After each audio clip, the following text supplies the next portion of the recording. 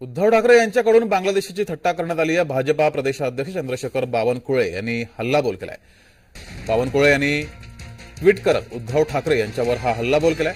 उद्धव ठाकरे यांच्याकडून बांगलादेशींची थट्टा करण्यात आलेली आहे असं बावनकुळेंनी म्हटलंय.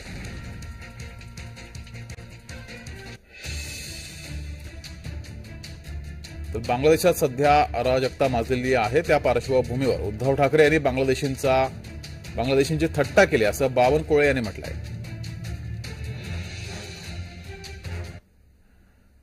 तर बावनकुळे यांनी काय ट्विट केलेलं आहे पाहूयात.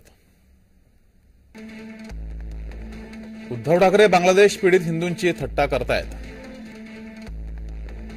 अर्धवट राव ठाकरेंना या परिस्थितीतही विनोदबुद्धी सुचते असं बावनकुळे यांनी म्हटलंय. मला त्यांच्या बुद्धीची कीव करावी वाटते. काँग्रेसच्या दारात लोटांगण घालून ठाकरेंचा बौद्धिक विकास खुंटला.